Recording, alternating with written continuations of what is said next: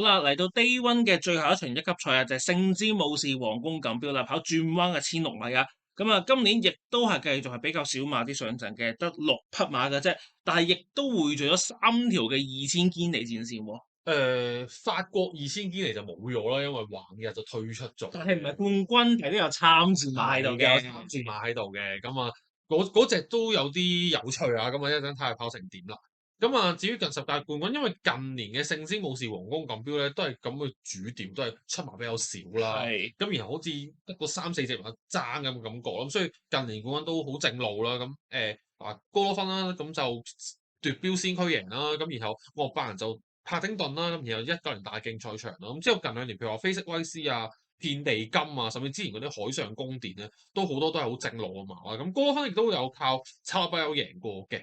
咁啊，至於練馬師方面就向禮倫啦、岳伯人啦就各贏咗2屆啦。咁高士登都係嘅。咁騎師方面就戴圖理就比較好啲啦。咁莫雅都成績唔錯。咁戰士方面就英愛2000堅尼就比較好啲，但係就冇法嘅。咁啊，學你話齋，今年有隻法國2000堅尼嘅馬過嚟跑，睇下跑成點咯。咁啊，剩低就仲有表列賽啦、希倫錦標啦，咁龍中亞就出咗呢條戰線。今年高多芬嘅代表亦都係出咗呢條戰線嘅。咁啊，之後再慢慢講啦。咁另外就大競賽就比較得意啲啦。咁就葉森打俾大幅縮成贏嘅。嗯。咁然後海上宮殿就2班啦。咁留意翻呢場就跑轉彎嘅，就唔係跑直路嘅。咁啊6隻馬，咁今屆好似有2隻馬就嚟陪跑嘅，咁即係好似得4隻馬跑啦。咁啊第一條片啊講咗呢隻先啊，就波多黎島啊，法國2000堅尼，咁啊堅守古摩亞季內初出，好似爭咁啲嘅玩法，咁啊結果就跑第4啦，咁都係輸個零馬位啫。咁啊今次係得意啦，因為開頭就諗住實用羅敦嘅。咁啊點知啊整個蘇銘倫落去，係咪都代表其實古摩亞都有啲誠意？咁梗係啦，始終即係波多黎島上年攞一級賽公職嗰陣時，都係交俾蘇銘倫去跑嘅。咁同埋咯，即係佢就變翻係啲傳統嘅姑摩係嘛，真係要跑長移咗新鮮咯。佢即係唔同，譬如話我哋季內見到嗰啲雪岳區啊、純愛嗰啲一出可以即刻贏得到。咁同埋呢場或多或少，我覺得都有少少嗰個天氣影響到佢嘅，因為呢場都落得幾大雨，而前面亦即係優中村子亦都快好多啦。咁你話今次，因為即係如果你睇成組嘅陣營嘅話，你話邊隻馬會去放咧？因為本身如果官話留低嗰隻新石器都已經退出咗，因為如果佢喺度就佢做套噶啦。咁但係如果新石器退出咗，咁得翻波多黎島同埋雪岳區，咁好自然應該係波多黎島會走啦。咁大家都仲記得，其實上年佢上盧利加迪大賽嗰陣時，當時咧佢嗰個場地係幾光化，亦都好陽光普照。佢係自己翻到嚟係掟甩後面啲馬贏馬。咁我都有啲懷疑，就係點解話，所以就話今次嘅法國2000堅尼落雨加埋佢放唔到出嚟咧，就會打咗少少折扣。好啦，今次熱咗身，咁啊上翻嚟去跑，即係過翻嚟去跑啲光快啲嘅場地啦。又擺埋個蘇銘倫落去啦。咁始終點解話唔會即係冇話揀雪岳區行頭先個波多黎島就係咁啊？雪岳區都輸過俾騎利氣象啊嘛，波多黎島係未對過騎利氣象噶嘛，即係好似仲有少少幻想空間俾到大家嘅。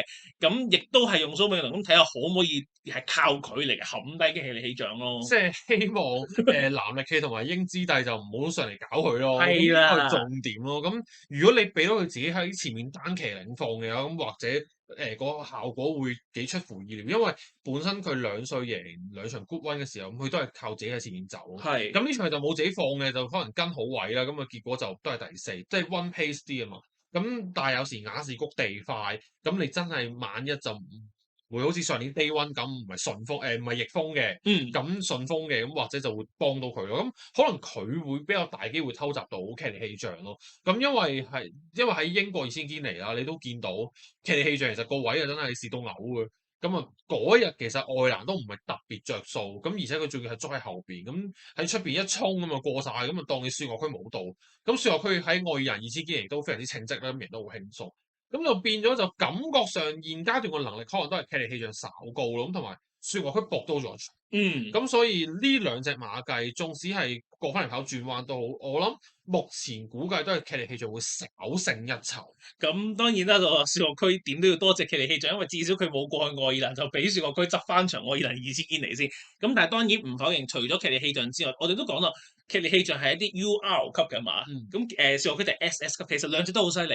只不過你睇埋呢場嗰個姿態，好似騎尼氣象嗰個野馬嗰個氣勢更加天馬行空，勁好多嘅。咁你話佢始終都又係不敗啦，咁當然近排啲不敗馬啱啱滿轉頸鏈都成功延續到㗎啦。咁啊呢隻劇烈氣象亦都係我諗之前亦都講過，幕後覺得呢隻係一隻好高能力嘅馬，甚至可能其實大家都會覺得啊呢隻可能係有機會會比菲斯威斯更加叻。咁當然即係你話佢就要睇佢跑嗰個即係嚟到亞士谷跑轉彎個途程係點樣啦。咁你話雪岳區都叫做係譬如話美國啊嗰啲都已經證明過晒左右轉啊，佢轉彎其實幾順滑嘅。咁今次亦都係佢哋兩個個檔位就抽埋喺隔離啦。咁啊都係拍住嘅啫。咁我都估有機會就波多黎都走，咁呢兩隻熱門咪跟住佢咁樣跑咯。咁直路鬥衝嚟到亞士谷咧就咩事都有可能發生嘅。咁因為始終雪岳區咧。就上年亞士谷喺度贏過馬嘅，佢哋有個場地經驗嘅，劇烈氣象就要第一次試呢個途程。咁但係如果正常嚟計嘅，當然我哋就覺得雪岳區好似難啲去反先劇烈氣象。如果唔係，我哋點解會咁波多黎島行先咧？咁但係你話如果萬一真係計場地式勝，雪岳區係突然之間有加成嘅，你話跑得好啲，咁亦都有可能。咁啊睇下到時大家發揮點咯。咁啊，最後就同大家睇下個數據咧，就關於檔位嘅。咁啊，近屆聖斯武士皇宮錦標1、2檔嘅成績就非常之好啦。咁啊，基本上都上面都好高。咁今屆就咁啱就係兩大熱門。咁我都唔解釋咁多。咁啊，不如剩低喺呢個時間就講一講高多芬嗰隻啦，紐約熱華。冇錯。咁啊，因為佢其實近兩場笠咗個頭罩之後咧，就先喺新市場贏一場 condition 啦。咁然後再喺希倫錦標大勝史記住差唔多6個馬位，咁啱啱都有講，其實近10屆冠軍都有希倫錦標嘅戰士，咁但係你話雖然佢呢兩場係贏得好靚嘅，但係啲對手好似真係爭啲。係啊，因為頭先你講嗰隻司機如轉，之前咪就係喺上羅力加迪大賽輸俾波多黎島㗎啦，已經對過輸過㗎啦。咁你話計個水準嘅話，咁司機如轉就輸去5個幾馬位啊嘛。咁你純粹就係話即係買入岸方咯。咁但係你話對比起其他更加高強度嘅對手，即係劇烈氣象雪岳區唔講啦，至少你波多黎島啱啱已經係經歷咗一個法國2000堅尼嘅洗禮。咁對住嗰隻環日其實。我都可能係今年再進步咗，係啲幾好嘅馬嚟嘅。咁所以你話佢而家個賠率反而仲熱過波多黎島咧。當然即係兩睇啦，你可以話波多黎島個飛信心唔夠。咁但係你亦都話可以覺得即係紐約熱話個飛數可能熱得滯嘅。我自己覺得啦。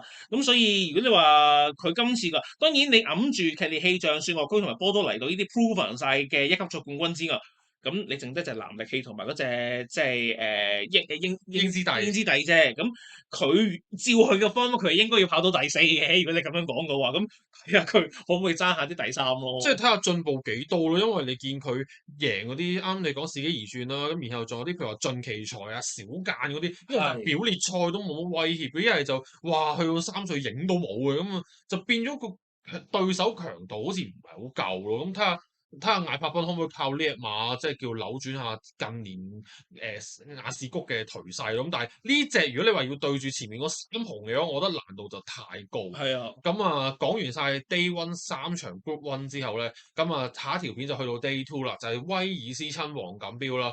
咁啊今屆就最後尾都參戰馬就冇想象中咁少嘅，都有8隻嘅。咁然後兩大陣營啦，高多芬同埋古摩亞咧就各派一隻電套幫手啊。咁啊睇下可唔可以圍剿到得領勝。